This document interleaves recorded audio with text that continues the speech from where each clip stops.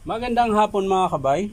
So meron po akong estimate dito mga kabay, 39182 letter A. Ayan, ang model nito mga kabay, dito 5810. Ayan. So ito mga kabay, nakasaksak po yan. Ayan. Bali gumagana po siya mga kabay pero maingay. Ayan po.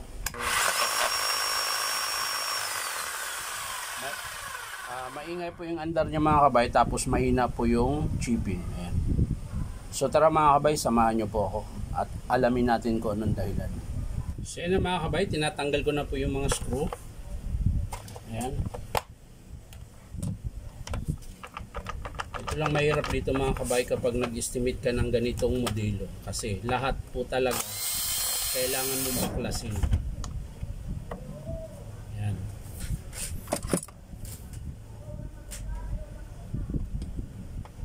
Kalas lahat. Walang matitira. Ganun po siya mga kabay. Kailangan lahat.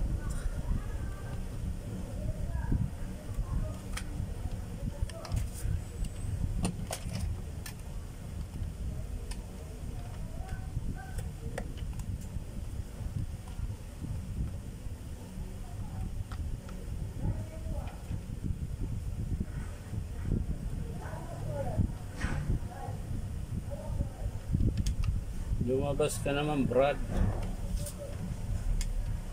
So, hirap naman ito. So yan na po mga kabay, nakalas ko na po. Napakadaming, ang dami-daming gawin para lang makalas. Ay nako.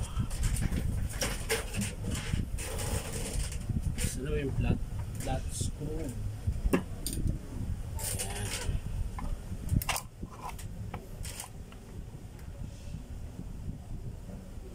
So yan mga kabay, yan. May tagas po yung langis, gawa nung nasira po yung bearing dito mga kabay. Yan. So yan, kakalasin din natin ito mga kabay para makita nyo po kung anong dahilan ng pagtagas ng langis. Nangyari niyan mga kabay, nasira po yung bearing, nadurog, tapos naapektuhan po yung pinakasil niya. Kaya po lumabas yung langis.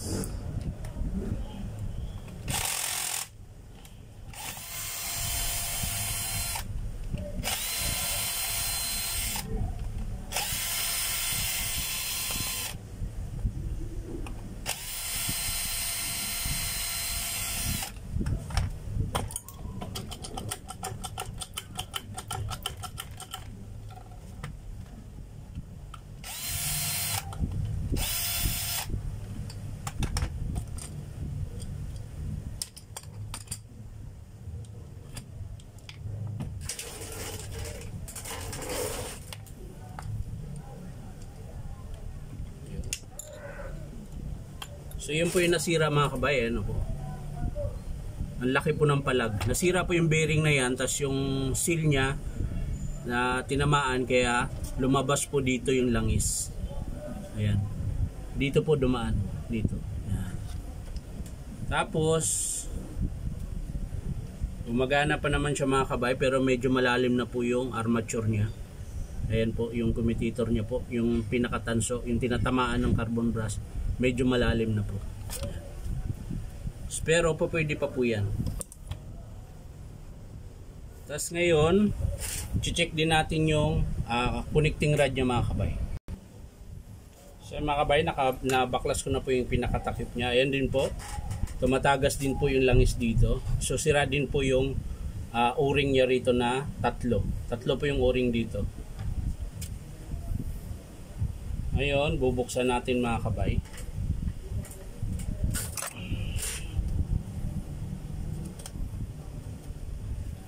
Bubuksan natin.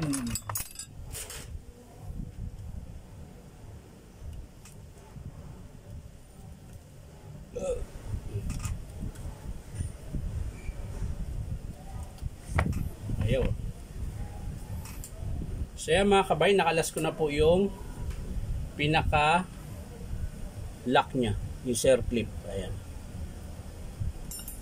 So pwede na natin kalasin ito mga kabay, para malaman natin kung sira yung connecting rod.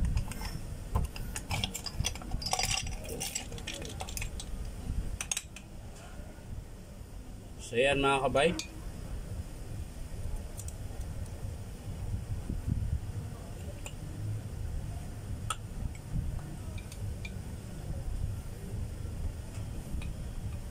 Kakalasin na po natin yung connecting rod. Ayan.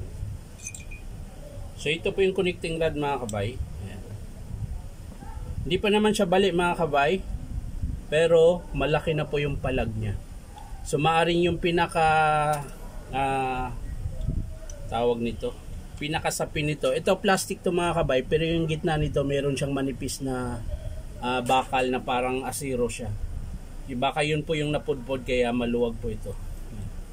So magpapalit po tayo nitong connecting rod. Yung piston okay pa mga kabay, bali yung o-ring magpapalit din tayo. Tapos yung dito sa seal mga kabay, ayan,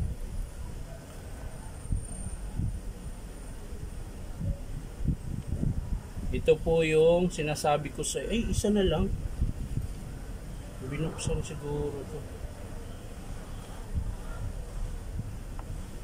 Ito po yung seal niya mga kabay, siguro may nagbukas nito, isa na lang po, dapat dalawa ito. Ito yung dito sa pinakailalim, yan, dapat tatlo ito, isang malaki para dito sa labas, yan, tapos dalawa po ito dapat sa ilalim, yan. Nga lang wala na, baka may nagbukas. So yun po yung papalitan natin, tatlong o-ring. Lalapit ko po sa inyo mga kabay. So yan mga kabay, bali ang papalitan natin connecting rod. Etong o-ring na to mga kabay, dalawa to dapat. So dalawa yung estimate natin, sira po ito mga kabay, tsaka isa nito na o-ring din. Tapos yung armature nya mga kabay, okay pa yan, kahit medyo may hukay na. Ang papalitan natin dito mga kabay, yung bearing dyan. Hindi lang makikita dahil maraming grasa. Bali ang bearing dyan mga kabay is 6001 o 6000, hindi lang ako sigurado. Tapos yung may seal po yan dyan sa gitna. Papakita ko na lang sa inyo mga kabay kapag in-approve ng customer. So yan lang mga kabay, carbon brass magpapalit din tayo, field coil okay pa. Ayan. So yan lang po mga kabay ang papalitan natin. Connecting rod, ulitin ko, connecting rod, tatlong o-ring para sa seal dito sa may spindle nya. Tapos yung o-ring para sa piston. Tapos may o-ring din po yan sa striker. Ayan. Andito po yung striker sa loob. Hindi. Ay lumabas. Ayan po, nasa loob po yung striker. Yan, may o-ring din po na isa dyan. So bali 1, 2, 3, 4, 5. Tapos dito 6. Bali 6 na o-ring, tsaka isang seal, isang bearing, tapos carbon brass. Yan. So hindi ko na po ipapakita mga kabay kung paano ikabit. Papakita ko na lang sa inyo mga kabay kapag in-approve ng customer. Doon ko ipapakita sa inyo mga kabay, lilinisin ko pa yan. Ngayon hindi ko muna siya linisin kasi baka mamaya hindi naman ipagawa ng customer. Sayang lang yung effort natin sa paglilinis. Yan. Saka ko yan lilinisin mga kabay kapag in-approve ng customer. Isasabay ko lang po sa pagre-repair ko. Yan. So yan lang mga kabay, maraming salamat sa panunood at pa-like and share na rin po. Syempre, subscribe nyo po itong aking YouTube account na Inom Tabay. So maraming salamat mga kabay. Bye bye.